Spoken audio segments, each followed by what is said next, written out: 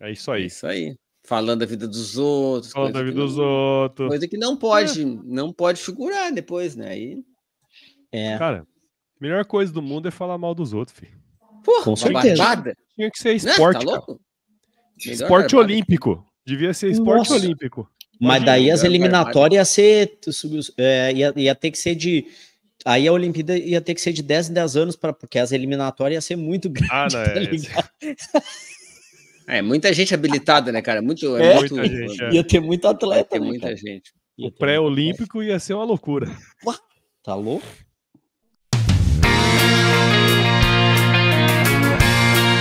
AgroResenha Podcast apresenta Gestão Rural,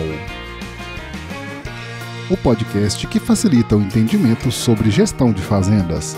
Um oferecimento de Scadiagro, o software de gestão feito para o produtor rural.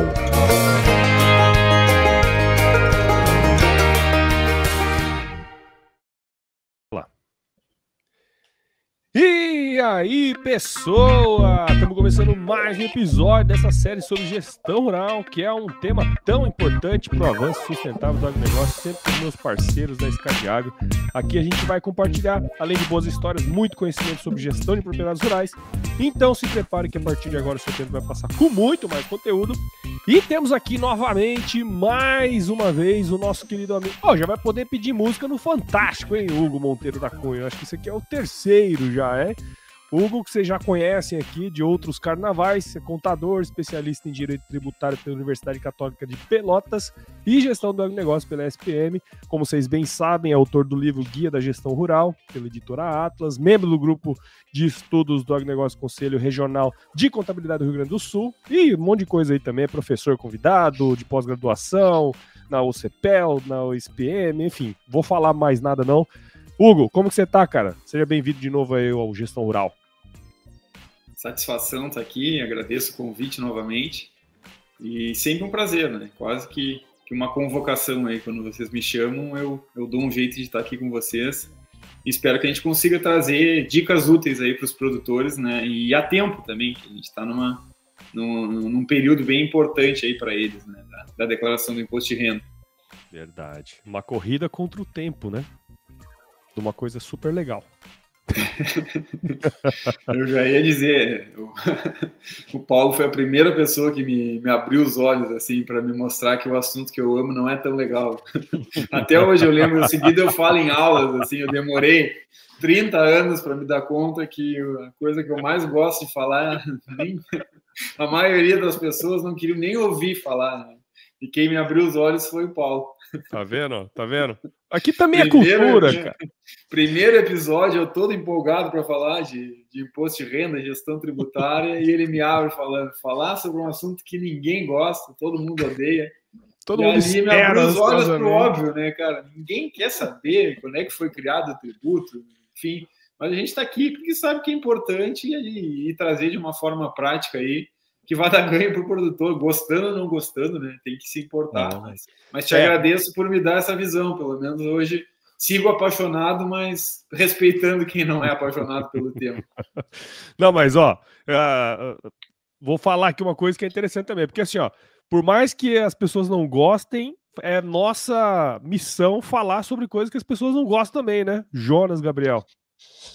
E aí, japonês? Tudo jóia? Acho que nós podemos já dar os esclarecimentos finais aqui, partir para um segundo podcast, porque o primeiro foi a apresentação do Hugo, né? Verdade.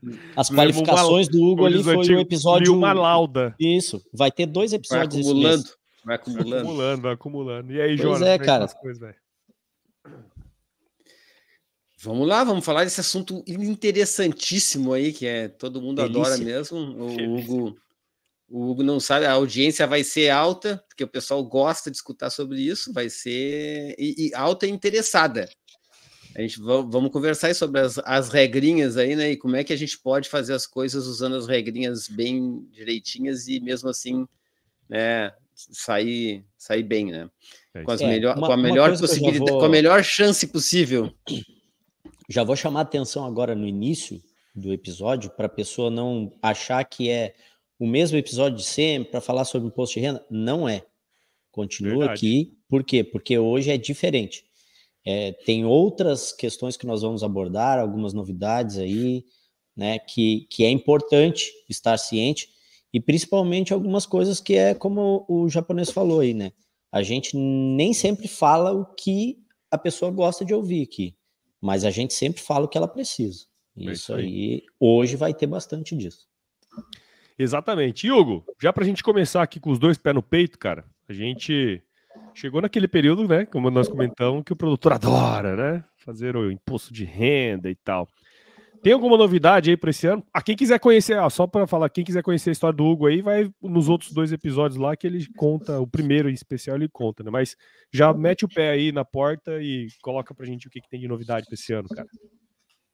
Pois é, cara. Nesse ano, nos últimos anos aí, a gente não teve tantas mudanças significativas, né? Esse ano a gente tem uma mudança bastante significativa, que era pedida há muitos anos, né? Que foi a atualização da tabela progressiva. Embora tenha sido ali apenas 2 faixas ali do limite de isenção, umas deduções ali, então, depois da aplicação da alíquota, mas foi atualizada essa alíquota que há 10 anos não era atualizada.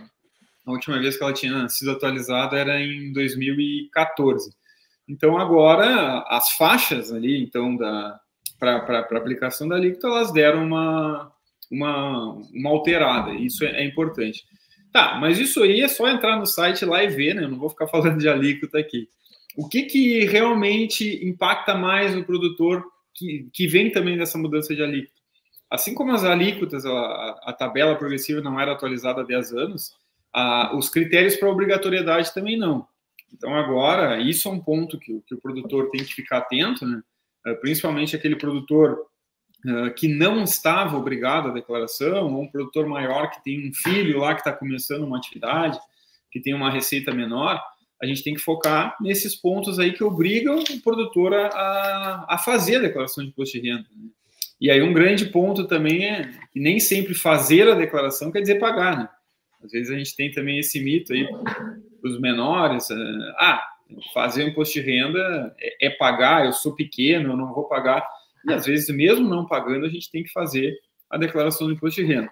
Então, a gente teve algumas atualizações significativas, né? Então, as mais focadas para o agro ali, o produtor que tinha uma receita bruta superior a 142 mil e alguma coisa, se não me engano, né? Até o ano passado, ele estava obrigado a declarar o imposto de renda. Agora subiu pouco, inclusive, para 153.199,50. Mas aumentou. Então, tecnicamente, produtores agora que faturam menos do que isso não estão obrigados por esse critério. E aí é outro ponto interessante, tá?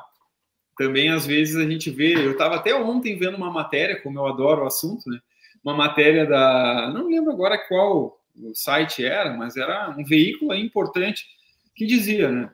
Que o produtor rural tinha que ficar atento na obrigatoriedade e focava só nessa questão das receitas. Então, a cabeça da matéria, se não me engano, era, né, produtor que faturar acima de 153 mil precisa declarar um imposto de renda. E aí, como se tendo menos receita, não estivesse obrigado. E isso a gente vê em muitas propriedades menores, assim. E aí o produtor tem que ver outros critérios também. Por exemplo, o cara que tinha, em 31 de dezembro de 2023, bens e direitos superiores a 800 mil reais o valor, também estão obrigados a declarar. E aí, até o ano passado, era 300 mil. E aí acontecia também, atendi produtores que, eu não estou obrigado porque a minha receita é inferior ao limite, enfim, mas ele tinha um trator que já custava uns 300 mil, ele tinha um galpão lá na área dele que era pequena, que se tu somasse todos os bens dele, ele já estava obrigado a entregar há muito tempo. E por que isso é tão importante hoje? A gente vai falar um pouquinho disso. A gente tem uma operação da Receita Federal, principalmente a Declara Grãos, que está rodando aí, começou no Rio Grande do Sul, agora ela está em nível nacional, e que começou vendo essas pessoas que não declaravam imposto de renda. Daí ela foi evoluindo, e depois a gente vai abordar esse assunto, né? Mas o cara que não declara imposto de renda, ele está bastante visado hoje por causa dessa operação. Então, eu aconselho os produtores a checar todas essas informações. Eu vou passar aqui brevemente esses novos valores para o produtor aí checar se ele realmente não está obrigado, e se estiver obrigado, ele saber que ele vai ter que declarar esse ano, porque alguns valores ali mudaram. Então, os rendimentos isentos também, que era antes 40 mil, subiu para 200 mil. Então, se for ver, tudo aumentou os limites. Então, basicamente, teria, se a gente for olhar a grosso modo, diminui o número de pessoas obrigadas a declarar, porque era 40 mil, passou para 200 mil rendimentos isentos, que seria uma aposentadoria, enfim, um rendimento de uma aplicação financeira. Então, todos esses, uma doação recebida. Então, se o cara receber mais de 200 mil, ele está obrigado também a fazer a sua declaração. Se vender algum imóvel, tá? Isso também é importante para o produtor. Sempre que vender imóvel, qualquer que seja o valor, pagando imposto ou não pagando, tem que fazer a declaração do imposto de renda. Por quê? Ou ele vai ter um valor a pagar de imposto, ou ele utilizou alguns dos benefícios legais para não pagar aquele imposto sobre o chamado ganho de capital, que o obriga também a declarar. Aí, se ele realiza operações na Bolsa de Valores, ele também tem que estar atento para isso, não estar obrigado. O cara que deu saída do Brasil e volta ao Brasil em determinado momento, ele também tem que voltar a declarar esse imposto de renda. E duas novidades aí para o ano de 2024. Se o cara for titular de um trust ou qualquer outro contrato similar, né, de administração de patrimônio no exterior, ele fica obrigado agora a declarar seu imposto de renda. Então, essa é uma novidade recente. E também, para esse ano, né, aqueles que têm bens no exterior e optaram lá por uma atualização de valores que estava na Lei 14.754 de 2023, eles também se obrigam a declarar para informar para a Receita que esses bens aí tiveram essa atualização por causa dessa lei que permitia essa atualização. Né? Então, brevemente, esses são os pontos, tá? Todos eles passaram por mudanças. E aí o produtor tem que estar atento e, mesmo que não tivesse mudado, é uma dica que eu sempre trago, assim, já fiz até em diagnósticos, lembrando, assim, para quando um filho que não está ainda declarando imposto, olhem esses critérios, quando um desses critérios forem atingido, o produtor vai ter que informar todos os dados dele na declaração, que é outro mito que às vezes a gente vê. Minha atividade rural não foi superior a 153 mil, tem que olhar outros critérios também. Outro critério me obriga a declarar, eu vou declarar minhas receitas e despesas da atividade rural também, vou informar todas as minhas contas bancárias, enfim, todo o meu patrimônio. Isso aí é importante a gente saber. Né? E aí tem outras novidades aí, para quem, como eu, gosta do tema, mas que não é tão significativa assim para o produtor, mas eu vou abordar, que é, agora tem um código específico para criptoativos, que até 2023 não tinha. Quando eu tenho pago pensão alimentícia, né, aqueles chamados alimentandos, agora também é obrigatório informar o CPF e o número da escritura pública ou da decisão judicial que me obriga a pagar essa pensão. Então, também é um ponto aí para vocês atentarem na hora de organizar os documentos.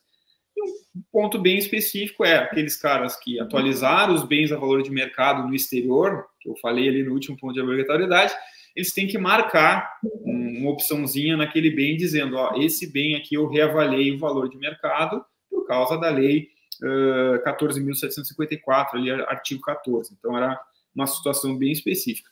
Basicamente, né, tem bastante mudança? Tem uma mudança significativa da atualização da faixa progressiva e que impactou também na mudança dos critérios de obrigatoriedade. Mas aquelas mudanças que quem foi ver no nosso episódio mesmo do ano passado, né, tinha mais mudanças. Para a atividade rural específica, a gente não teve tantas mudanças assim. Mas tem um ponto também importante, né, para finalizar aqui essa parte das novidades, lembrar da declaração pré-preenchida. Vocês lembram? A gente conversou também, eu acho, no último episódio. Então, as novidades, elas são as mesmas de 2023 para a declaração pré-preenchida. Mas eu acho importante trazer porque nem todo mundo sabe. Tá? Então, o que é essa declaração pré-preenchida? Eu, com o meu certificado digital, eu simplesmente uso esse certificado dentro do programa da Receita Federal e ele puxa todas as minhas informações. A minha declaração de imposto de renda, ela vem pré-preenchida pela Receita Federal. E aí vocês vão ver como isso é importante e depois a gente vai fazer um link com isso que vai fazer um pouco mais de sentido. Mas olha só, quem quiser testar, vocês vão ver que é bastante interessante. E aí ali vai vir, se eu comprei um imóvel, e se eu comprei um imóvel, se eu fiz um contrato e registrei esse contrato em cartório, os cartórios têm a obrigação de transmitir para a Receita Federal a chamada DOI, que é a Declaração de Operações Imobiliárias. Então, o cartório informa para a Receita Federal quanto que eu paguei ou quanto que eu recebi na venda de um imóvel, e nessa declaração pré-preenchida já vem automático na minha declaração os dados desse bem e o valor que eu vendi, ou que eu comprei esse bem. Então, vocês vejam essa evolução grande aí, que nos dá um link para as questões de fiscalização também, porque a gente sabe, né, fala bastante, em outros episódios falamos muito, que a Receita Federal hoje ela tem muita informação, ela tem quase que todas as nossas informações dentro da base de dados dela. Então, ela só não acha todas as inconsistências porque ainda depende de pessoas, né? Então, aí, o número limitado que acaba precisando dessas operações especiais, aí, como a Declara Grãos que eu citei. Mas, além dessas questões de imóveis comprados, as doações realizadas também são puxadas automáticas para a declaração pré-preenchida, por causa de um convênio da Receita Federal com a estadual. Os saldos bancários, eles são puxados também, e aí dá um exemplo da minha própria declaração. Veio uma conta bancária lá que eu não consegui achar nos informes de rendimentos. Então, eu puxei o informe de rendimento do Banco do Brasil, citar o nome do banco aqui, nem precisava, mas era o Banco do Brasil. Puxei lá no aplicativo, veio todos os saldos bancários e a Receita me disse que eu tinha um outro saldo que não está nos meus informes. Então, foi a hora do banco preencher lá a DIRF, que é a informação que vai aos meus rendimentos. Ela deve ter separado uma conta ali, dividida em duas, e a Receita Federal ficou com uma informação diferente da que eu tinha. Então, aí eu tive que checar para ver se no final o saldo batia. Atualização do saldo no final do ano também já vem automático com essa declaração pré-preenchida. E aí tem uma novidade também muito específica para esse ano na pré-preenchida, que é a informação da propriedade de aeronaves. Então, a Receita Federal firmou um convênio com a ANAC, e aí a ANAC também vai passar as informações. Então, se o produtor tiver um avião, por exemplo, esses dados vão ser puxados automaticamente na declaração.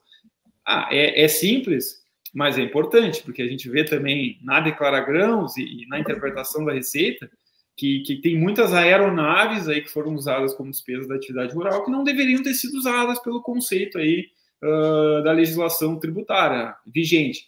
Então, quando eu tenho a informação, Receita, sobre a propriedade de uma aeronave desse produtor, eu posso ir lá cruzar para ver se essa aeronave não foi informada nos bens e direitos da atividade rural e aproveitada uma despesa que não poderia ter aproveitado. A única aeronave que pode ser aproveitada como despesa é o avião agrícola, de fato, né? Um avião para transporte, mas seja para locomoção, né? O cara tem uma fazenda no Rio Grande do Sul, outra lá no Mato Grosso. Esse avião para o transporte ele não é dedutível como um investimento da atividade rural, pela norma atual. Então, é uma forma também da Receita ficar sabendo que esse cara comprou um avião. Não é à toa que ela firmou esse convênio com a ANAC, por exemplo. Né? Então, são sutis mudanças, digamos assim, né? A mais esperada, que era essa mudança da faixa progressiva, não teve uma atualização tão grande assim, foi mais nas primeiras ali, né? Mais foi para aumentar a isenção, como o governo havia prometido, e teve essas mudanças pequenas operacionais, e as grandes novidades ainda são as questões da pré-preenchida, né, para a gente ficar atento que cada ano vai vir mais informações automáticas e que a ideia que se tem é que, em algum momento, a ótica vai se inverter. Ou seja, hoje, qual é o sistema, qual é a lógica da declaração do imposto de renda? Eu informar o meu patrimônio, tudo que eu adquiri, e conta bancária também é patrimônio, então tudo que aumenta meu patrimônio, eu informo nessa declaração. Tudo que eu pago de dívida também é aumento de patrimônio, né? Se a gente for pensar no conceito de patrimônio, é bens e direitos menos as obrigações, né? Que seriam as dívidas. Então, diminuir dívida também é aumentar patrimônio. Então, é como se fosse ali um balanço patrimonial, pensando aí na teoria contábil. De um lado, tá todas as aplicações dos meus recursos, o meu aumento, toda a minha compra de bens, né? Aumento de patrimônio, e do outro tá todas as origens para eu adquirir esse patrimônio. Então, eu informo todas as minhas informações, todos os meus rendimentos, todos os meus recebimentos, sejam eles tributados ou não, e todos os bens que eu adquiri, todos os bens que eu tinha antes, para a Receita fazer o quê, basicamente? Qual é a lógica principal da declaração de imposto de renda? Perceber se eu tinha origem fiscal, se eu tinha rendimentos isentos ou tributáveis, ou os empréstimos, né, para suportar aquela compra, aquele incremento de bens de um ano para o outro. Então, basicamente, essa é a lógica da declaração do imposto de renda. E a gente informa a Receita, e a Receita procura inconsistências. Então, como eu estava dizendo, a declaração preenchida nos dá esse viés que a ótica vai se inverter em algum momento. A Receita vai nos dar os dados prontos, vai nos mostrar tudo que ela tem acesso no banco de dados, e nós que vamos ter que ir lá checar, que nem essa minha conta bancária que eu mencionei. Eu não achei aquele saldo que eles tinham colocado. Aí no somatório lá, depois eu percebi que aí ela estava cortada ali, dividida uma conta em duas. Então aí eu consegui chegar, mas poderia ser algo que realmente pode ser um equívoco. Quantos equívocos ocorrem em aluguéis, por exemplo? O contador lá da imobiliária informa de um jeito, na verdade era outro, na minha declaração eu informo de uma terceira forma. Isso, quem trabalha com imposto sabe o que acontece, e é a malha fina que a gente tem automática hoje, por exemplo, né? Então tem como a Receita ter informações erradas. E aí o que eu vou fazer? Eu vou falar com a fonte pagadora, pedir para retificar as declarações, porque está incorreto, ou vou me justificar para a Receita, ou vou alterar, né? Então, futuramente, né, analisando uma tendência, a ideia é essa. Vai inverter essa ótica aí, a Receita me dizendo, então, as informações todas econômicas do meu patrimônio, né, e eu confirmando se elas estão corretas ou não. E aí é importante acompanhar essa evolução. Começou em 2014 com poucos elementos, 2024, 10 anos depois, a gente já tem todos esses índices, essa lista aí de movimentações que já são automáticas nessa pré-preenchida, né? Claro, a atividade rural demora mais, porque aí precisa do olho humano, ali, da interpretação. Essa despesa é dedutível, esse investimento é realmente importante para a expansão e manutenção da propriedade rural. Cara, é interpretativo. Então, não tem como eu fazer isso tão rápido, automático na pré-preenchida.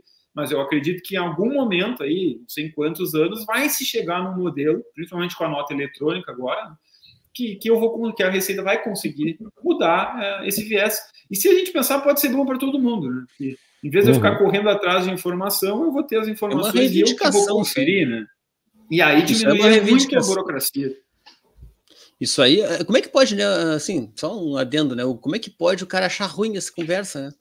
Isso que troço magnífico, troço emocionante até. Vi que tu te emocionou em um certo momento falando ali sobre a contabilidade, sobre a origem dos recursos. Eu vi assim, te vi na sala de aula. Cara, assim, como é que essa parte eu não sou tão emocionado. A parte tributária. Não, mas deu para sentir. Eu trouxe o balanço patrimonial, não, mas eu tô. Deu para sentir que o professor veio ali naquela hora. Hoje. Eu tô então, com um raciocínio bem apareceu aqui, hoje, deve ter vindo de algum lugar, ora. Como é que vai surgir do nada esse né, tá certo, né? A lógica é essa, de balanço patrimonial e a lógica do imposto não foi à toa, não foi por ser um apaixonado que a gente estava conversando lá no início, né? É para o produtor ver o seguinte, e a gente vai, acredito que vamos chegar conversando, eu vou falando um pouco de tudo aqui, mas eu tenho abordado bastante em aulas também as operações de fiscalização da Receita Federal, né? E é a principal, assim, que eu mostro, né, para os alunos, mostro para produtor, em aula para produtor, que é o meu foco maior, para também em palestra e em consultoria, que, cara, olha, uma operação que a gente teve agora, a deflagração faz pouco, que é a da GOM, não sei se vocês ouviram falar, é uma operação tributária contra aquelas empresas noteiras, tá? Então está numa fase lá em Goiás e Paraná, se não me engano. O que é essa empresa noteira? É uma empresa que é aberta só para vender nota para produtor rural. Então, vamos dizer, o cara tem um resultado lá de R$1 milhão, ele pagaria 275 mil de imposto. Aí ele é procurado por essa empresa noteira, ela emite uma nota de 1 milhão para ele paga, sei lá, 10 mil reais por essa nota, sabe-se lá, o comercial, não sei como é que funciona, né? Só sei o que a Receita acabou pegando, e aí ele não paga imposto de renda. Legal, não pagou imposto de renda. Aí o que aconteceu? A Receita percebeu, principalmente, olha o ponto interessante ali, né? Que ninguém é bobo, né? Então a gente vê que o planejamento tributário, um dos maiores princípios é o da boa-fé. O cara ter um limite aceitável, a empresa ter uma razão econômica para existir, ela dá resultado, ela não ser uma empresa que só dá prejuízo, que também pode achar má. Então tem vários limites aí do planejamento tributário. Enfim, a Receita percebeu que, cara, por que um produtor lá do Rio Grande do Sul vai comprar insumos de uma empresa lá em Goiás? E a Receita não conseguiu achar a lógica nisso. E achar, cara, por que ele vai pagar todo aquele frete lá para vir um produto de Goiás para chegar no Rio Grande do Sul, se tem ali do lado dele um insumo muito mais barato, sem esse custo do frete? Vamos lá ver como é que tá essas empresas. E aí foi fácil, chegou nessas empresas noteiras, cara, eles não pagam imposto, obviamente, né? Vou pagar imposto sobre uma nota de 1 milhão fria, então essa empresa é feita para em algum momento quebrar. E aí, 2 pontos que eu quero trazer para o produtor, né? Primeiro, cara, quando essa empresa é muito fácil de achar, porque ela não pagou imposto, ela vai quebrar, e quando quebrar, a Receita vai ir atrás de quem comprava essa empresa. Os caras vão vir junto. E o segundo ponto, cara, que foi o mais importante, que eu construí o raciocínio ali, emocionado, segundo o Jonas Brothers aí, da questão do balanço patrimonial. Cara, a declaração ela é perfeita. Então, eu tenho um lado das minhas aplicações e o outro lado das minhas origens.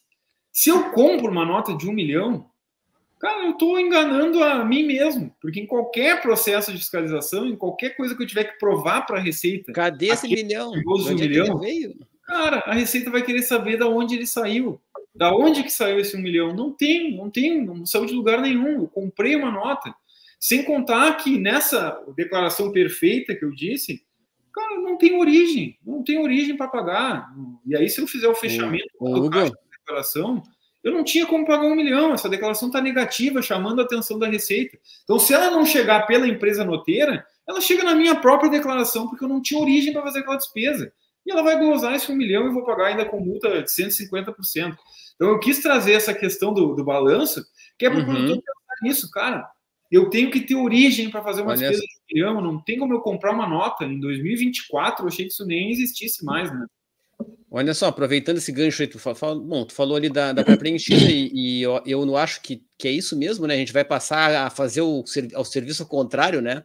E eu acho que isso é uma reivindicação antiga até de quem faz imposto de renda, né? Da pessoa física aí, que, pô, o que eu tenho que explicar o que tu já sabe, né? Tipo, a Receita já sabe tudo, o que eu tenho que eu aqui dizer, só para tu pegar, né? Só para me esquecer de alguma coisa e eu ter um problema e tal. Eu acho que a Receita tá até, né?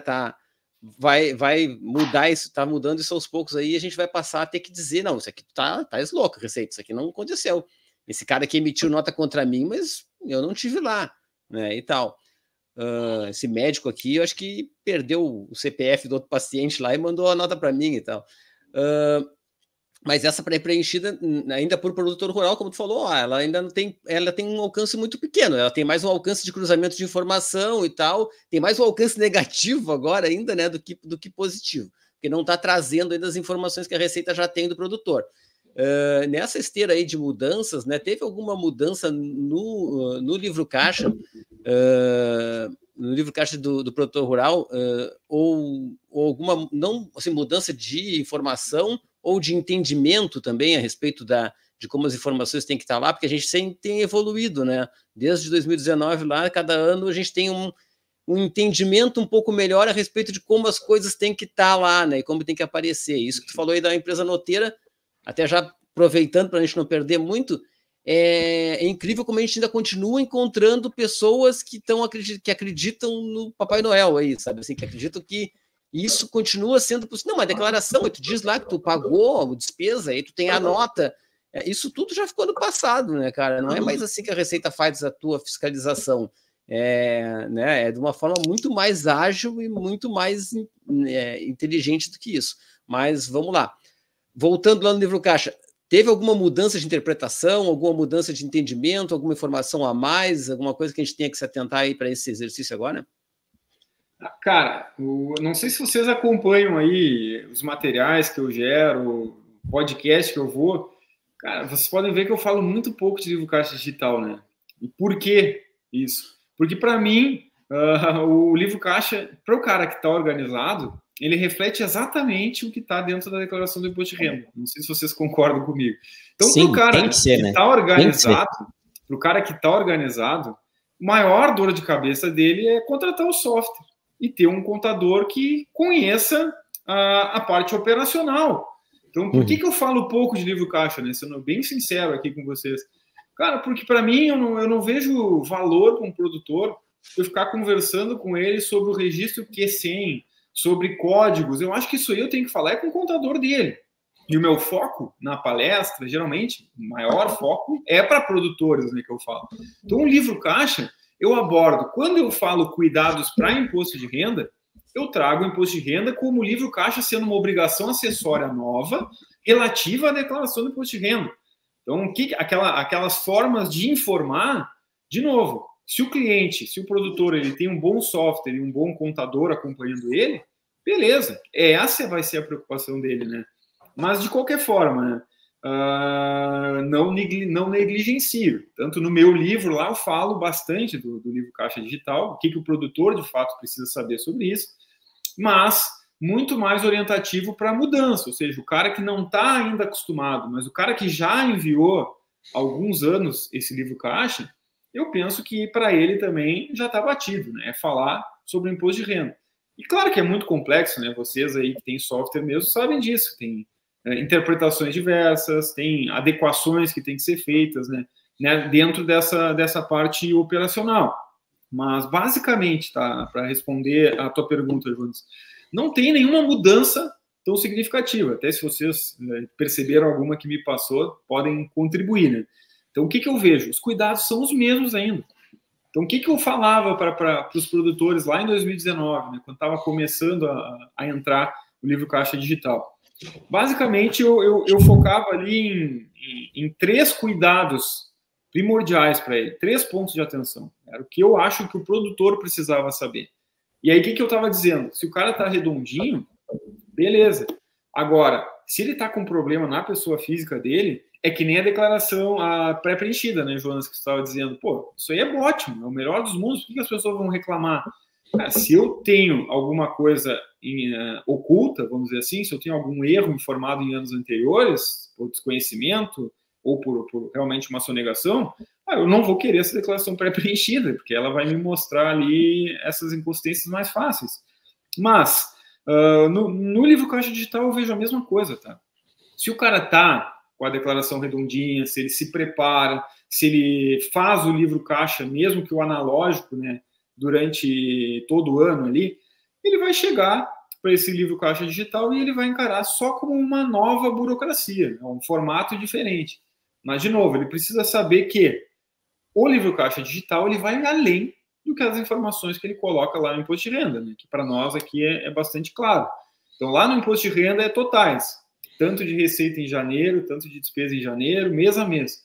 O livro Caixa Digital, ele vem toda a movimentação, então, nota por nota que foram emitidas, e ainda... Essa nota que foi comprada aí, essa nota que foi comprada aí, né, vai estar lá com o CNPJ dessa empresa aí, né, que a Receita sabe que não está na mesma região que o cara que emitiu, ou mesmo que esteja, não é uma empresa que tenha que tem uma relevância às vezes, então é a partir daí que as coisas vão acontecendo, né?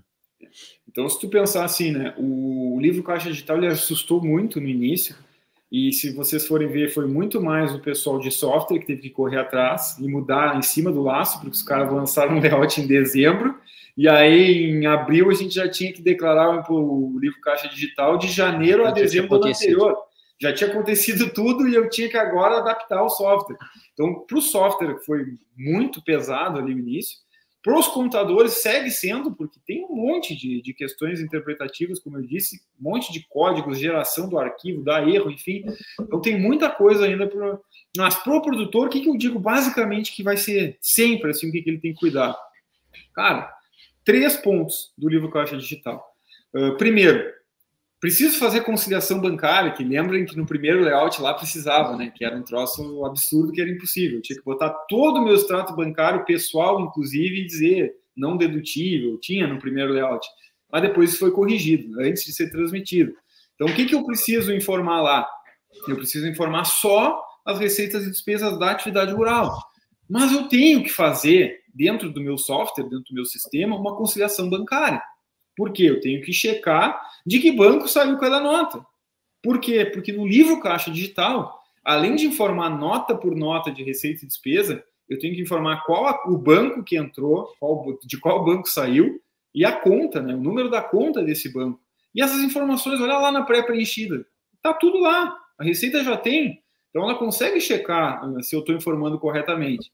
Então, eu não posso nessa... Aí vamos usar esse exemplo da empresa noteira lá. Eu até trouxe ela porque é uma operação, fica mais tranquilo para abordar esse ponto aí delicado, inclusive, mas a gente pode usar ela como exemplo.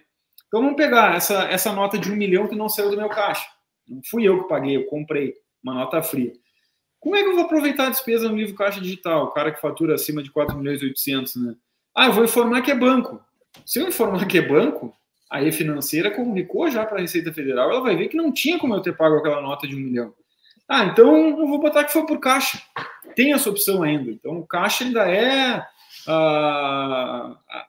vamos dizer ali, tudo que não tem uma informação precisa de onde saiu, vai para o caixa. Vai ser o buraco negro lá do livro caixa. Não, porque a caixa, se também tiver uma movimentação expressiva de dinheiro, a Receita vai me perguntar cadê a DME, que é a declaração de moeda em espécie. Então, se eu recebo valores em espécie, eu teria que ter. Então, pode me dar também multas por eu não ter DME se eu disser que for por caixa. Como é que a Receita vai provar? Podia ter no colchão o dinheiro. Eu tinha que ter declarado esse dinheiro que estava no colchão e ter essas DMEs e comprovar o momento que realmente eu recebi aquele dinheiro, que eu saquei no banco. Então, complicou muito.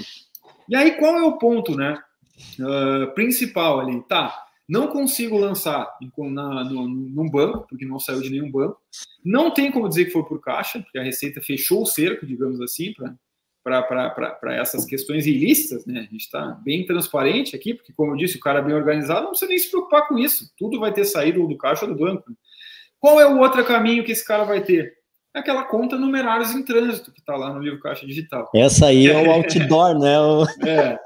E aí eu vou te dizer, eu trabalhando, pegando um livro Caixa Digital para auditar, digamos assim, né, para o bem do cliente, cara, a primeira conta que eu vou direto é a numerários em trânsito. Por quê? Tudo que o cara não tinha como justificar da onde saiu, tá lá. Ele vai jogar em numerários em trânsito, é a única saída, não tem outra. Se ele for aproveitar. Então ele omite, ele não bota no livro Caixa Digital. Aí como é que vai bater com o que está no imposto de renda? Meu livro Caixa Digital deu um resultado muito maior, porque eu não lancei 1 milhão de despesa do que deu o imposto de renda. Cruzou de novo com a Receita. Então vai ter que estar no numerários em trânsito. E aí eu sempre disse isso para os produtores, né? Eu, como auditor aqui, eu como consultor, quando eu olho um produtor, eu vou nessa conta. E eu acredito que o auditor fiscal vai fazer a mesma coisa. Essa conta lá, ele deve olhar com tanta satisfação como eu falando de tributação para vocês aqui. Ele vai chegar lá e ele sabe que é uma baita fonte de retorno de dinheiro para os cofres públicos, que vai ter muita operação, no mínimo duvidosa ali. E aí, como eu disse, né, a Receita precisa de auditor. O auditor sozinho não consegue resolver tudo, não consegue fiscalizar todo mundo. Então, quando ele pega um indício que ali tem muita coisa acontecendo, é o que a gente vai ver na Declara Grãos. Muito produtor não declarava imposto de renda, muito produtor sonegava arrendamento. Eles começaram aí que é uma carta padrão, vamos dizer assim, para todo mundo a carta vai ser igual, é uma operação que tira um pouco daquele trabalho mais individual, e eu pego um monte de gente ao mesmo tempo. Então, se a Receita olha essa conta numerários em trânsito do livro Caixa Digital dos Produtores, o que pode estar no numerários em trânsito sendo totalmente legal, né? Se vocês quiserem ir anotando aí para fazer um checklist, o que está previsto lá no regulamento, que está nos manuais do livro Caixa Digital, né? Primeiro, o dinheiro que transitou na conta de um terceiro ou parceiro, né? Por que isso pode acontecer? Porque a parceria rural ela pode ter contas diferentes, uma num CPF, uma do Hugo, uma no CPF do Gabriel, do Jonas, do Paulo, e as movimentações são divididas igualmente na questão fiscal. Então, pode ser que eu tenha que lançar uma despesa que foi paga por outra pessoa, mas um percentual dela era minha, dependendo da forma que eu adoto lá, né, dentro do livro Caixa Digital, eu vou ter que colocar no numerários em trânsito, que realmente não saiu da minha conta, saiu de outra pessoa, mas eu vou informar que foi pago pelo parceiro, conforme o contrato de parceria, firmado na data tal, tudo com lastro, né? Retenção de tributos, ou seja, um fundo rural retido na nota, lá quando o cara contribui sobre o faturamento. Eu não estou pagando efetivamente, não sai do meu caixa nem do meu banco fundo rural, eu já recebo o líquido, e quem entrega para o governo é a cerealista, lá o frigorífico, por exemplo, né? Então, realmente não passa por uma questão legal, eu vou informar essa despesa do fundo rural na conta numerários em trânsito. Os bens financiados também, né, que é aquele caso que eu compro uma máquina de uma revenda, o banco, em vez de colocar na minha conta o dinheiro, já paga direto a revenda e eu fico com a dívida das parcelas com o banco. Essas parcelas não são dedutíveis. Dedutível é o valor da máquina como se eu tivesse comprado à vista. Mas esse dinheiro não passou na minha conta. O banco entregou direto lá para a revenda de máquinas, nesse exemplo. Então, também é um caso aceitável que está dentro dos manuais, aí, se a gente for ver, explícito, inclusive, no perguntas e respostas sobre o livro caixa digital do produtor. Aí vai ter a questão de barter também, não saiu de conta, porque foi troca, troca de máquinas, por exemplo, troca de uma caminhonete da atividade rural por outra. Também, não tem dinheiro envolvido, eu estou dando um bem. Aí é numeradas em trânsito, totalmente aceitável. Pagamento e recebimento em grão e cheque de terceiros. São questões que realmente acontecem no meio rural, mas não saem da minha conta e nem do meu caixa. Estou entregando outros produtos, está passando por conta de terceiro. Né? Só que agora, se não foi nenhuma dessas operações, né, cara, aí o resto tudo é alvo, né? Autuação fiscal na hora. Autuação fiscal na hora, porque aí vai vir essa empresa, essa nota que eu comprei da empresa noteira, vai vir notas lançadas por valor diferente do que realmente foi pago, um pedido cancelado, estou pagando muito imposto, eu vou fazer um pedido de um adubo lá, e aí eu aproveito a despesa agora e depois eu cancelo o pedido. Isso aí também vai aparecer, porque não vai ter que estar no numerários em trânsito. Então, essas estratégias ilícitas, vamos dizer assim, ou erros por desconhecimento do produtor, realmente o livro caixa está pegando e vai pegar cada vez mais. Mas, de novo, o cara organizado, a dor de cabeça dele vai ter um bom software e um bom contador, né? Mas ainda nesse ponto, tá, Jonas e Gabriel, para não tomar muito tempo também, eu vou trazer alguns dados aqui brevemente, né? Que vocês devem lembrar, eu acho que nós não conversamos em nenhum podcast, mas vocês devem ter falado sobre isso, né? Em março de 2021, já faz 3 anos, a Receita Federal fez uma reunião lá com a CNA, se não me engano, e apresentou o índice de erros, né, dos livros caixa digital, você se lembra, lá em 2021. E esse manual, esse relatório, inclusive, ele está hoje junto com os manuais da Receita Federal, orientativos para o produtor rural. E aí são questões bem simples, assim, e que lá em 2021 a Receita alertou que os livros caixas estavam muito errados, a maior parte deles vinha com erros, né, ou muitos deles com erros, e segue os mesmos pontos sendo analisados. Então, é desde CPF errado, que em vez de o CPF do produtor ia do contador que estava entregando, até questões ali de inconsistência de cadastro de imóveis, que, claro, é muito mais complexo mesmo, inconsistência nos contratos de parceria, até em somas de percentuais lá que não batiam, cadastros gerais ali, né, para ser mais breve, e aí um muito importante também, divergência entre o resultado anual e o demonstrativo mensal, basicamente o principal de todos, resultado do livro caixa digital muito diferente do resultado do imposto de renda da pessoa física. Então, aí é o grande problema, né? Qual é o único... E aí também é importante para curiosidade. Sempre tem que bater? Não. Por exemplo, se eu tenho um dependente na minha declaração, lá no meu informativo da atividade rural, ela vai estar a minha receita somada do meu dependente, por exemplo. Então, aí o meu imposto de renda vai estar maior, mas o livro caixa é por CPF. Cara, é a única hipótese que pode estar diferente. E aí o que eu ia trazer com isso? Né? Em 2021, a Receita veio, pessoal, tá muito errado ainda. Tá no início, vamos lá, vamos corrigir essas informações. E aí a tendência era que os produtores fossem se organizando, como eu disse, o medo inicial fosse passando, fosse virando algo mais corriqueiro. Só que o que está acontecendo na prática? A Receita, e aí em conversas informais e em palestras, pronunciamentos aí da Receita, conseguiu se chegar nessa informação, que há muita inconsistência ainda na atividade rural do livro caixa digital do produtor. Né? Então, números, assim, informalmente tratados como acima de 90% de produtores ali com equívocos, com erros nas operações, e muitos deles ainda sem transmitir, tá? E aí vamos pensar, lá na primeira fase da Declara Grãos, a Receita chegou pelas notas eletrônicas emitidas em quem não formava a declaração do imposto de renda. E agora, nessa fase nacional, ela está olhando aqueles caras que têm notas no seu CPF acima de 4.800.000 e não estão informando, não estão declarando, né, entregando o livro caixa digital do produtor rural.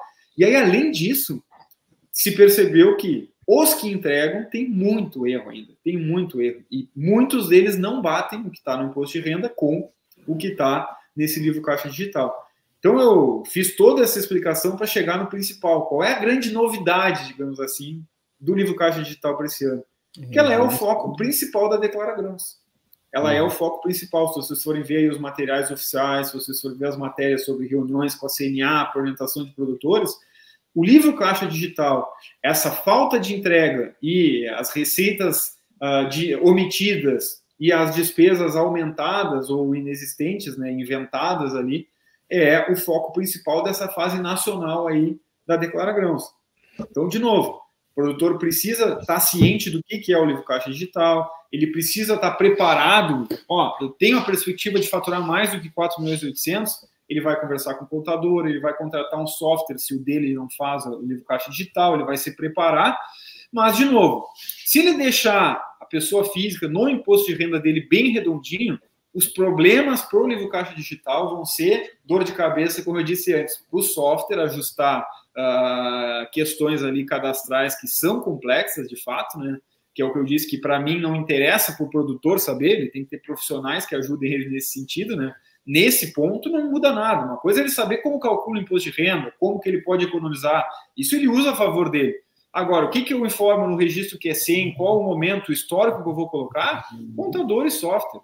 Então, basicamente é isso. O cara tem que organizar a casa na declaração da pessoa física, até aquele que não está obrigado ao livro caixa digital, porque quando ele tiver obrigado, é isso aí que a gente comentou. Tudo que ele informar vai ter que estar lá discriminado nota por nota, de que banco saiu, em que banco entrou, e aí todos esses problemas cadastrais também, que tem que ter antecedência para o software e o contador gerar, claro, né?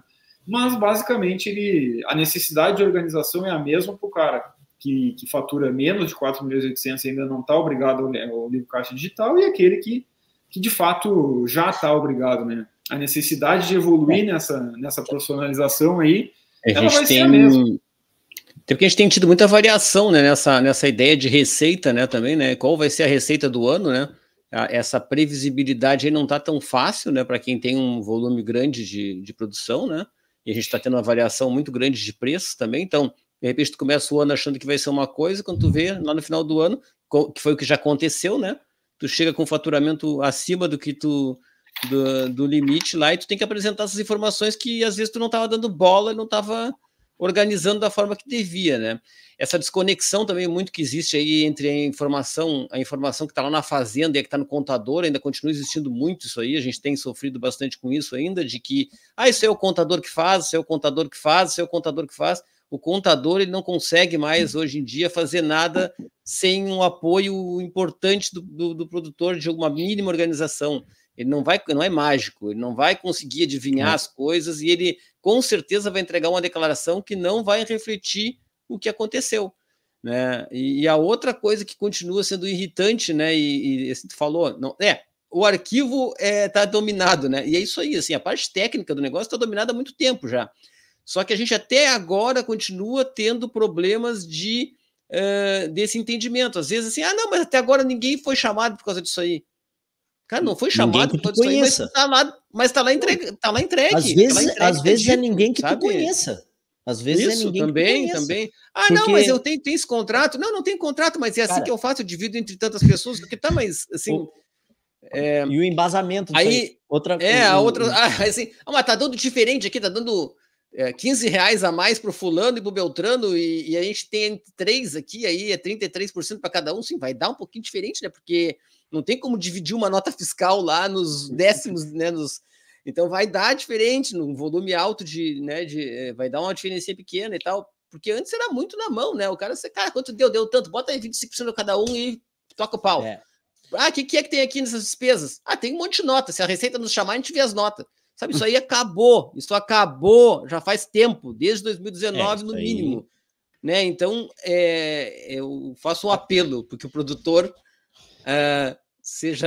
entenda que acabou, e que isso vai dar problema para ele, não adianta. Com relação ao LCDPR, eu acho que isso aí o LCDPR, ele já tá virando a NFE, assim, sabe? Tipo, não tem mais discussão isso aí. Ele já não é uma obrigação fiscal para dificultar a vida do produtor. Ele é algo que vai te trazer organização, que vai, te trazer tranquilidade. Por quê? Porque ele é o VAR lá, ele é o VAR da declaração, né? Ele é o VAR, não vai passar nada por ele. O Hugo já está falando ali, cara, declara grãos, os caras, vão olhar para lá. Então, assim, várias outras coisas O furo está ali. Esse negócio que o Hugo falou aí do pedido, né? Antes de iniciar o segundo bloco aqui já, mas sim, o negócio do pedido.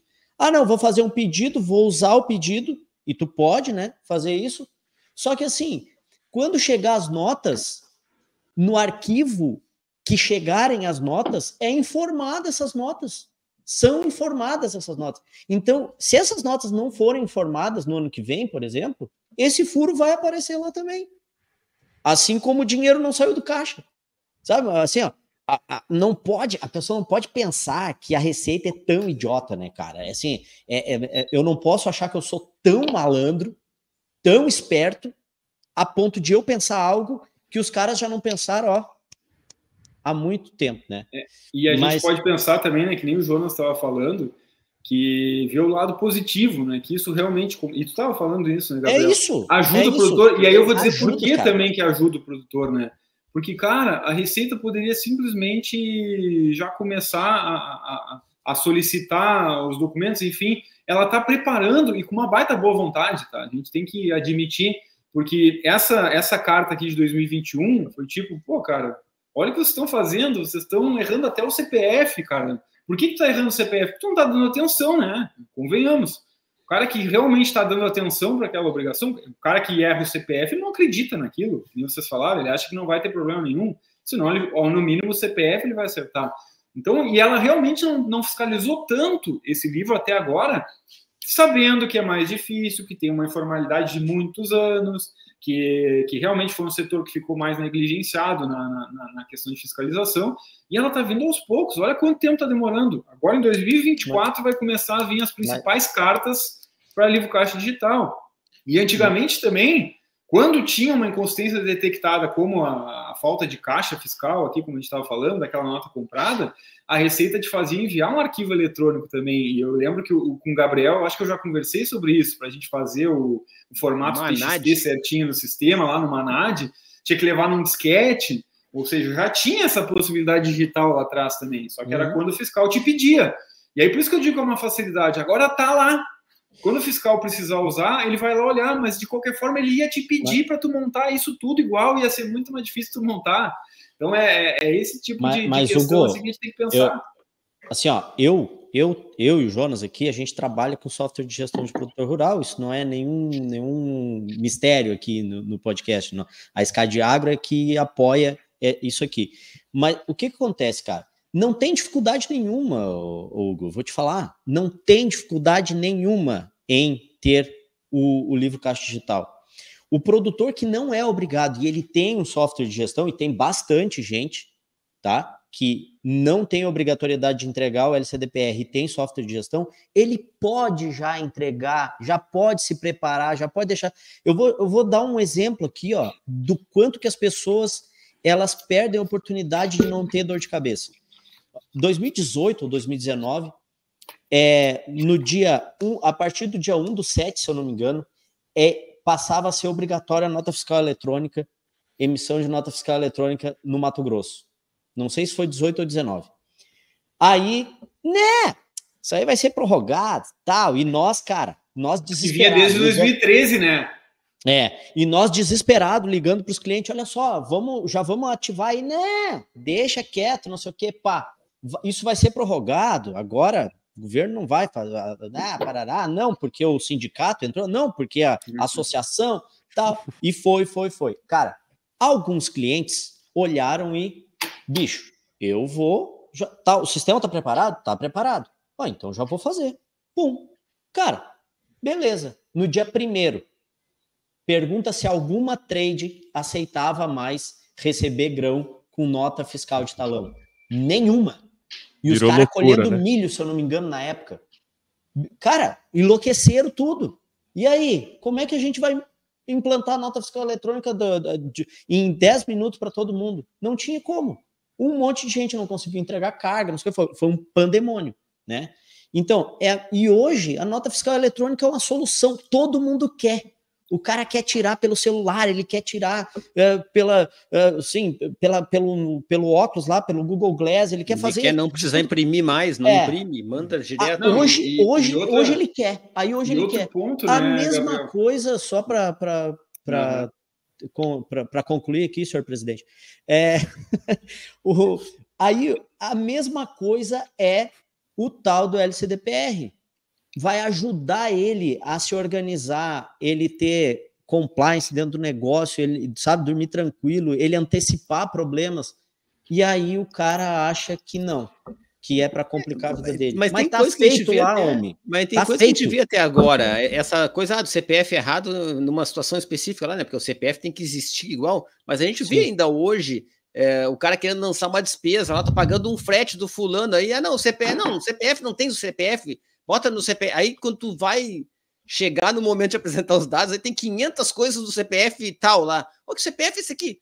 Esse CPF aí é o do João aqui, aí o cara não tinha dado o CPF, nós botamos no CPF dele. Agora, como é que tu vai entregar a informação dizendo que tu pagou aquilo tudo pro João? Tu não pagou, né? Tu pagou para os outros, ou então tu não vai poder usar aquele pagamento que tu fez, ou tu vai ter que agora sair correndo atrás do fulano que foi pago para saber os dados dele correto e tal. Então tem muita coisa que o pessoal hoje quer fazer. Não, mas vamos fazer de uma vez, do jeito mais simples e tal, que só vai trazer problema, não traz uma solução, é só problema. Vamos pensar, né? A gente era para ser imposto de renda, a gente está focando muito na organização, mas de fato é o que mas primordial, né? É primordial. Organizando, a gente não tem problema nenhum com nenhuma dessas questões, porque tudo é mais fácil de resolver, né? E aí, o que eu ia trazer dessa organização? A nota eletrônica, de novo, né? Tá agora para 1º de maio, e tem gente dizendo que vão prorrogar também. Só que por que eu acho que não vai ser prorrogado? Porque, cara, na reforma tributária, o cara vai ter que ter tudo eletrônico, porque aí, isso aí o produtor já vai ter que começar a se preparar e tem tudo a ver com a questão do livro caixa digital, de antecipar. Cara, vai ter débito e crédito, que o produtor não estava acostumado, vai ter obrigação mensal, possivelmente, que ele vai ter que fazer dos novos tributos, aí, IBS e CBS, dependendo, tem ali um limite de 3.600.000, se não me engano, que ele pode optar, enfim, mas esses caras aí vai ter uma necessidade muito maior de controlar essas notas, de saber qual nota que ele vai aproveitar crédito, qual o percentual do crédito. Então, é outro ponto aí de organização que o cara dá esse passo inicial aí, ele está preparado para todas as mudanças. Ele não vai ter essa dor de cabeça, não vai ter que ficar fugindo. E sem contar a praticidade do cara emitir uma nota no celular, que ainda não é tão todo mundo que consegue, mas todo mundo gostaria, cara. Pô, tu ficar tendo que ir atrás de talão e... É que quanto mais contribuintes, quanto mais produtores, né, quanto mais gente estiver utilizando, mais isso vai melhorar, mais isso vai evoluir, né? E, então, assim, quanto mais a maior quantidade de produtores estiver usando, e é como tu falou, o governo, cara... Seguinte, e o cara que tem medo da nota eletrônica, que lá antigamente tinham muito medo, né? Sendo bem transparente, é o cara que está querendo omitir informação, que no talão é mais fácil de omitir. E aí olha de novo para declarar grãos, cara. No Rio Grande do Sul não tinha nota eletrônica para a maioria dos caras que foram autuados.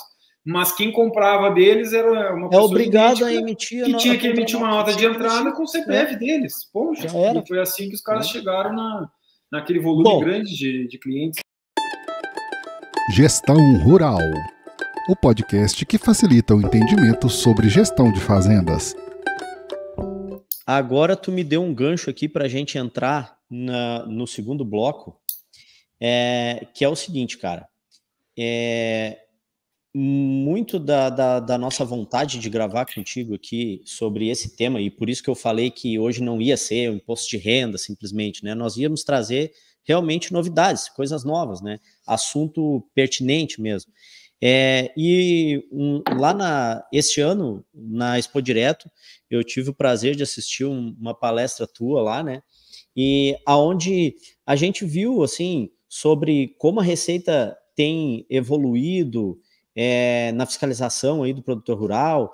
Então, assim, eu queria que tu agora falasse um pouco sobre isso, assim, como de fato, assim, que a Receita tem evoluído nisso aí, né, nessa fiscalização do imposto de renda do produtor rural, quais as situações que tem sido alvo maior de auditoria e quais os próximos passos, assim, que tu vê nesse horizonte aí, sobre esse tema.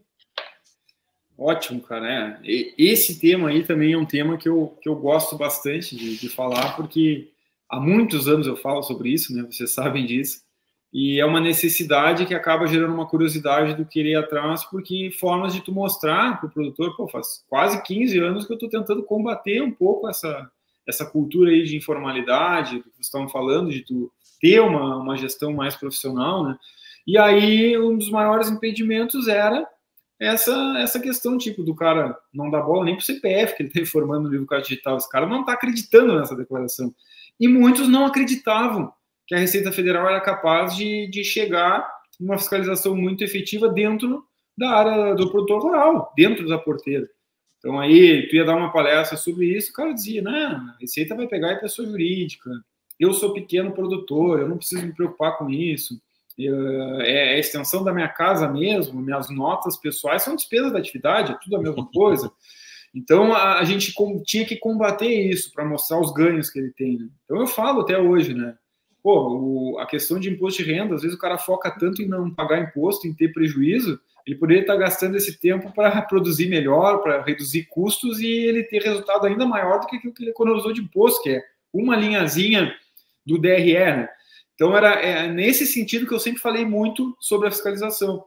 E aí sempre tinha meu vizinho nunca declarou imposto de renda, por que não pego aqueles políticos? Enfim, sempre tinha algo amplo, assim, que ficava meio sem resposta. Né?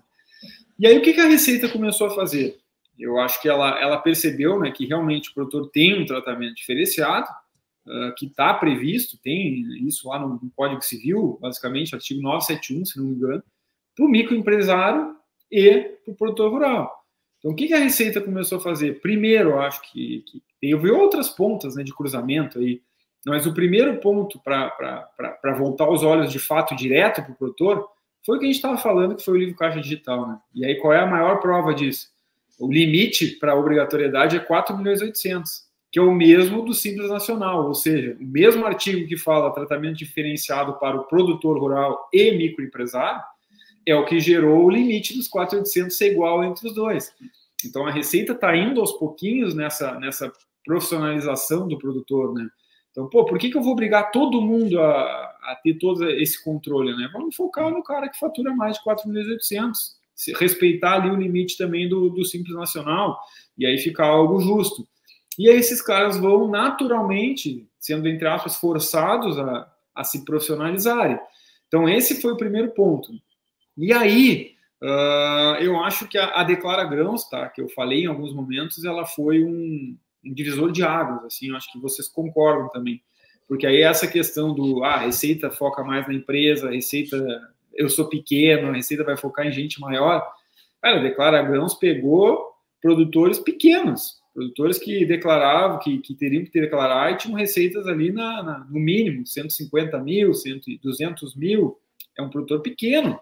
Então, a Receita, né, como eu disse, ela vai ter que focar em otimização do trabalho. São pessoas, poucos auditores, essas operações concentram os esforços no mesmo caso.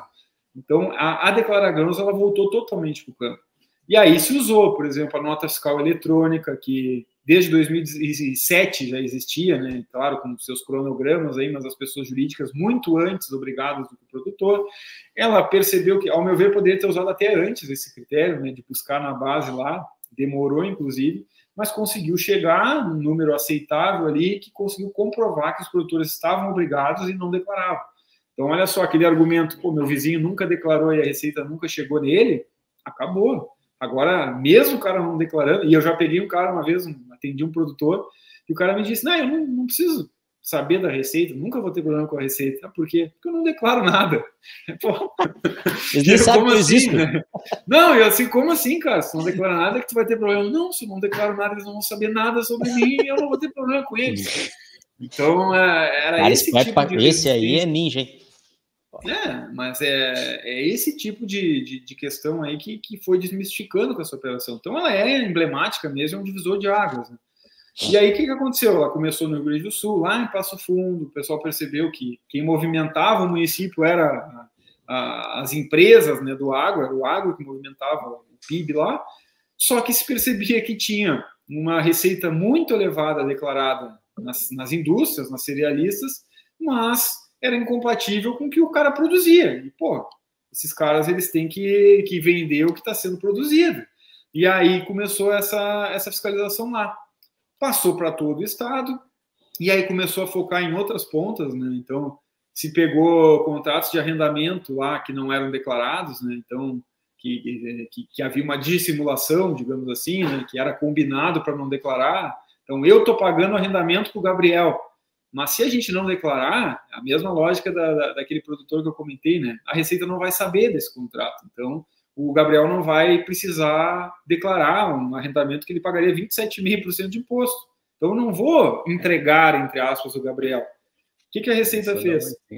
Pegou a declaração, tem um campo lá de imóveis explorados, que se eu não preencher esse campo, eu não consigo colocar minhas receitas e despesas, ou seja, se eu não tenho uma área para explorar, ele nem abre ali para eu preencher meu resultado da atividade. Então, eu sou obrigado a ter uma área ali. Se eu não sou proprietário de terra, principalmente, eu vou ter que dizer que aquela terra é de terceiros, ou é parceria, ou é arrendamento. O que a Receita percebeu?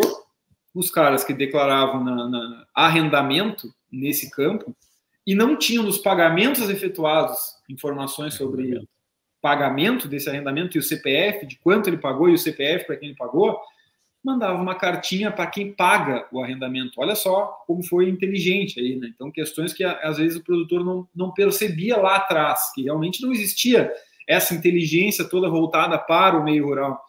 E aí, mandando a carta para quem paga o arrendamento, qual foi a estratégia? Cara, tem uma multa de 20% para quem paga arrendamento e não declara. Poucas pessoas sabem disso. E aí que tá. Quando ela manda a carta para esse cara que pagou o arrendamento, o que dizia na carta? Ó, se você me informar o CPF e o valor que foi pago de arrendamento, a gente não vai cobrar multa de 20%. Cara, tem os números oficiais até da Receita. 95% dos arrendatários que receberam a carta retificaram as declarações de imposto de renda, colocando lá o CPF e o valor que se pagou. Natural, cara, por que eu vou ter 20% do valor que eu pago de multa para mim, se eu estou ajudando aquele cara lá a não pagar a tributação, por isso que a gente combinou de não declarar, né? E aí, com essa informação e não cobrando 20%, a Receita chegou no cara que era 27,5% e mais a multa lá, né? Enfim. Então, foi super inteligente, abriu mão de 20% para ganhar 27,5%. E sem contar que esse cara que foi pego um ano, ele nunca mais vai deixar de declarar. Então, eu fui pego ali em 2021, mas aí em 2022 eu vou omitir. Cara, não esquece. Um ano que tu declarou, que foi descoberto, que tu teria que declarar e não estava declarando, para frente tu vai seguir declarando. A Receita vai ganhar mais 27,5% sobre aquele valor durante mais alguns anos de contrato. Então, foi super inteligente essa estratégia, que antigamente não se visualizava. Então, realmente, o cara que não declara quanto recebeu de arrendamento, ele está invisível para a Receita. Mas aí o cara que pagou não está tão invisível assim. E aí eles conseguiram chegar no cara que recebeu. Então, esse foi um ponto importante. E depois eles adentraram na terceira fase do Rio Grande do Sul, ainda estou falando basicamente aqui. Por que eu falo nisso? Porque é bom entender o que aconteceu no Rio Grande do Sul, que é o embrião da operação, porque é o que vai acabar acontecendo no resto dos estados agora nessa fase nacional. E aí a terceira fase foi os veículos da atividade rural, que também era algo que é um campo, lá é só histórico. Os caras olhavam declarações lá que mal tinham informado os bens naqueles históricos lá. E aí a Receita conseguiu também relatórios que mostravam bens incompatíveis. Lembra que eu falei lá daquele convênio com a ANAC? É o cara que tem uma aeronave dentro de passageiros, dentro da sua despesa da atividade rural, informado lá nos bens e direitos da atividade rural, que lá só se informa que se usou como despesa para deduzir imposto. Veículos de luxo, Mercedes, aí carros aí que não são utilitários, não tem caçamba, tipo um SW4, um Renegade, enfim, vários. E aí ela começou a mandar carta para esses pontos. E aí lembrem lá do eu sou pequeno. Cara, essa operação de carros aí, cara, é pequena perto do monte de coisa que podia arrecadar, mas é fácil.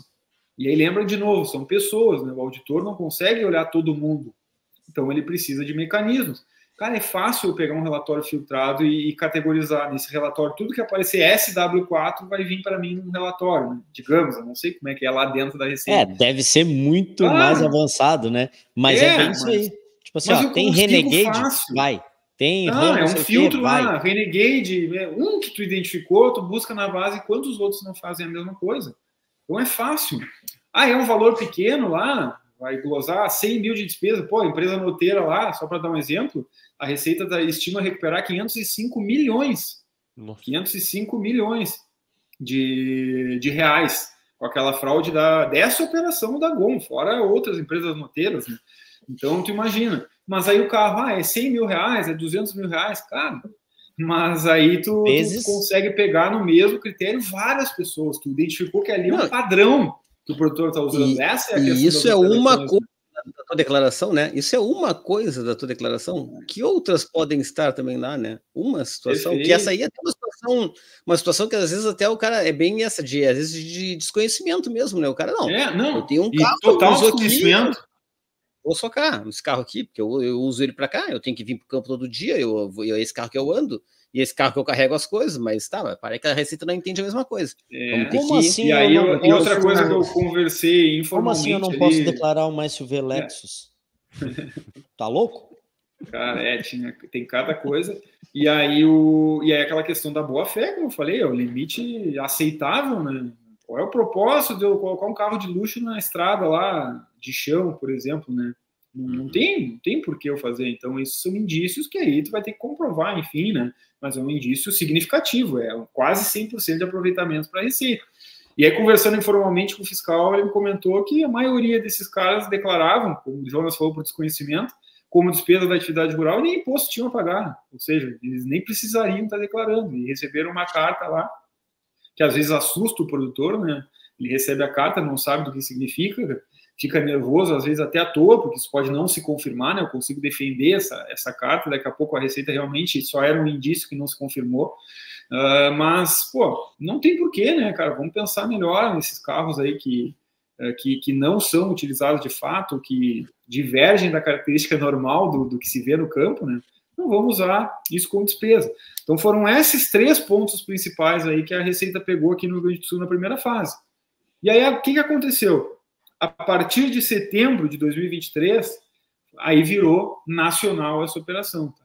Então, foi uma grande novidade? Não, porque desde 2019 estava no plano anual nacional da fiscalização que teria esse cruzamento de nota eletrônica contra o imposto de renda para ver na atividade rural receitas omitidas e despesas aumentadas, enfim. Isso já estava previsto.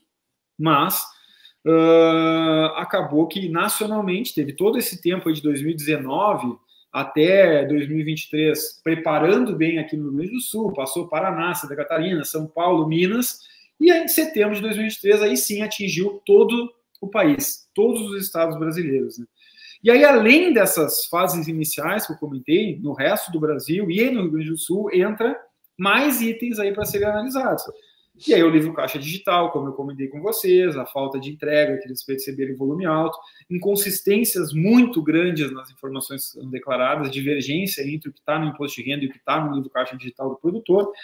E aí eles vão fazer basicamente o que fizeram lá na primeira fase só com o imposto de renda, agora vão olhar também para o livro caixa digital do produtor rural. Então eles vão conseguir, porque lá, como eu disse, estão todas as informações detalhadas, chegar ali em quais são essas divergências, e as autuações também vão vir de uma forma bastante automática, digamos assim, também com informações cruzadas facilmente.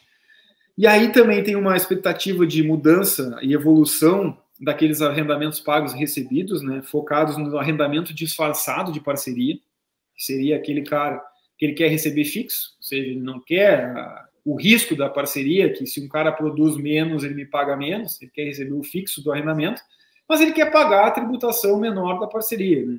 Ele quer ganhar em todas as pontas. Então a Receita também identificou alguns contratos desse tipo, e a gente está aí curioso para saber qual o mecanismo que ela vai usar. Até então não vieram essas cartas aí, para descaracterizar essas parcerias. E analisar contrato, vamos naquela lógica da inteligência fiscal, né? O fiscal lá olhar todo um contrato para ver se tem elementos de parceria ou não é quase impossível. Então, qual vai ser o método que eles vão usar? Teve aquela questão do arrendamento pago e recebido que foi bem inteligente da parte da Receita, né? Então é outra ponta aí. Aí tem outras questões como compra e venda de fazenda, que aí vincula com a DOI, que eu falei, que é aquela informação que o cartório passa. Então tem muitos produtores que esperam, e a gente sabe disso, até a escritura sair para então informar no seu imposto de renda, e para a Receita Federal, no momento que eu assino a promessa de compra e venda, eu já tenho que informar o bem lá nos bens e direitos e a dívida, se for o caso. O cara que vendeu já tem que recolher o ganho de capital também no ato da promessa de compra e venda. Então, se percebeu isso também. Algumas questões de consórcios duplicados, aqueles que o produtor também aproveita no pagamento do consórcio, quando entra o bem, quando contempla, aproveita de novo. Lança de novo. Terra nua utilizada como despesa, que aí é dois casos, né? Desconhecimento, o cara comprou uma terra e ele coloca como se fosse despesa da atividade rural, como investimento, e não pode, né, pela legislação. E outra questão também é aquele cara que compra uma terra e aí ele diz que 90% é benfeitorias e 10% é terra nua, né? Então, esses valores fora da realidade também têm chamado aí a atenção da Receita Federal. Mas, basicamente, agora é acompanhar essa fase nacional, ver como é que realmente vai chegar aí em cada estado vai ter sua particularidade, talvez focos principais em um estado e no outro, né? Mas, basicamente, assim, a questão é a mesma, é o produtor se organizar e tentar conferir aí, escuta os nossos podcasts anteriores aí, para a gente não ser repetitivo, aquele checklist lá que a gente fez, né, das principais operações que dão problemas com a Receita Federal, que a maior fonte de equívocos e de problemas por parte do produtor, e final de sempre, assim, terminei de fazer minha declaração, o contador terminou, pede para o contador, ou tu mesmo confere, o caixa da declaração, lembrem ali do balanço patrimonial, do lado do ativo lá, todas as aplicações dos meus recursos, lado do passivo, todas as origens para eu ter adquirido aquilo. Façam essa conta. Quanto que eu aumentei de patrimônio de um ano para o outro? Quanto de rendimento eu tinha para suportar esse acréscimo? Está negativo? Cara, vamos voltar lá na nossa declaração, porque alguma coisa eu esqueci de informar. É a única forma. Ou eu realmente soneguei informações porque eu quis deixar de informar, omitir, ou aumentar uma despesa, né? Mas aí, quando a gente está checando isso, checando esse caixa final da declaração, ela tem que estar positiva. Se ela dá negativa, ou é sonegação fiscal que chama a atenção da Receita, né, dentro desse processo de fiscalização, ou eu tenho a chance, se eu confiro essa declaração, de revisar as minhas informações-chave lá para ver aonde que foi o equívoco, o que eu deixei de informar, e informar essa declaração o mais correta possível para a Receita. E da mesma forma, o livro caixa digital, informar o mais correto possível, checar no mínimo se bate resultado que está na declaração com o resultado que está no livro caixa digital do produtor. Porque aí essa operação aí é algo que vai ser permanente. Então, cada ano vai surgir mais pontos. Ó, agora os caras estão olhando o livro caixa digital, tá? E aí eles acharam lá um padrão. Lembra do que eu falei? O cara que não declarava imposto era um padrão. Se percebeu muitos produtores na região. Os caras que não declaravam pagamento e recebimento de arrendamento era um padrão. Então, muita gente junto para eu pegar. Então, de pequeno em pequeno, de pouquinho em pouquinho, eu encho o cofre da União. Os veículos, a mesma coisa. Agora, lá nas despesas aumentadas do livro caixa digital, agora analisando isso, de fato, que demorou também para analisar, como eu disse, a Receita teve essa paciência para o produtor ir se acostumando, ela vai achar padrões aqui também. Por que os caras estão errando mais aqui no livro caixa digital? E essa operação vai acabar indo mais para outras pontas, como consórcio que eu falei, como uma terra nua, pagamentos em produto em geral e inúmeros casos aí que a gente pode ter dentro de problemas fiscais aí com a Receita. E importante, né? Autuações fiscais, para finalizar a multa, ela vai ser, geralmente ela sai de 150%. Agora tem uma lei nova ali que quando não é reincidente cai para 100%, mas se o cara faz um ano, possivelmente o segundo ano vão pegar de novo, acaba essa reincidência. Então, a gente segue usando como base os 150%. Aquele arrendamento disfarçado de parceria, para fazer um cálculo por cima, assim, eu fiz até o Gabriel nessa palestra, ele viu lá esse cálculo. Nesse exemplo lá na Expo Direto, aqui no Rio Grande do Sul, não me toque, com os preços da época da soja, eu fiz um exemplo do arrendamento de soja, o cara tinha um passivo tributário de R$600 por hectare. Então, vamos pensar, o cara que tem 1.000 hectares, ele tem um passivo num ano de R$600 mil por declarar como parceria, quando na verdade é arrendamento. E essa multa é de 150%. Aí até se forem ver aí as matérias sobre a operação, falam em multa de 225%. E aí só um adendo aqui, né, lá do que o Jonas estava falando antes. Pô, a Receita tem todas as informações, por que vão preocupar com uma pré-preenchida ou com um livro caixa digital? Ela já tem as informações. E a mesma questão da multa de 225, que se fala muito, tá? Que é o máximo que pode ser aumentado além dos 150%. Qual é o caso que eu posso aumentar a multa em 225%? É aquele cara que está atrapalhando a fiscalização. Quem é o cara que atrapalha a fiscalização? O cara que não entrega documento.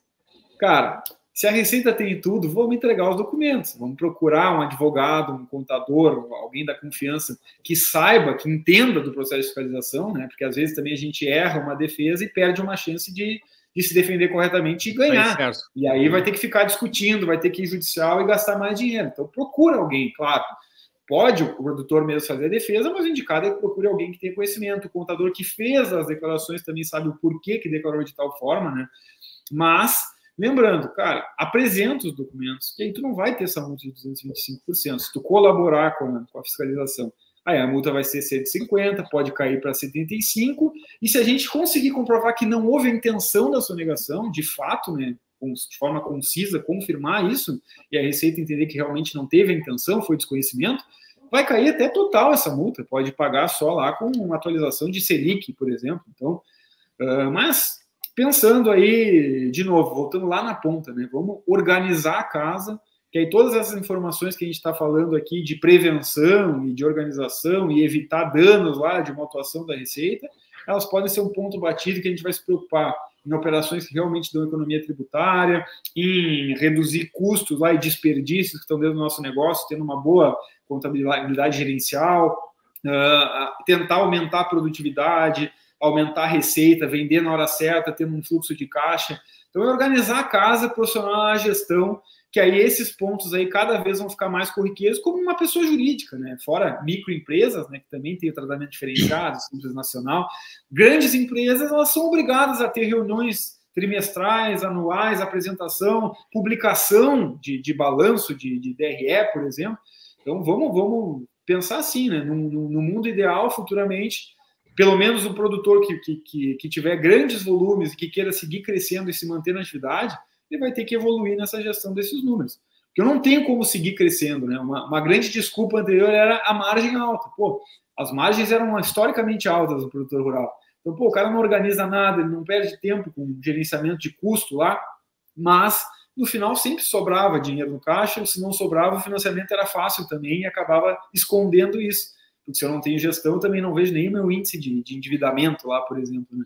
Agora, as margens são cada vez menores, então é uma necessidade, né? E o produtor que não se profissionalizar, ele não vai se manter na atividade. Isso aí eu acho que é o que vocês falam aqui em todos os episódios, né? A base de tudo aqui.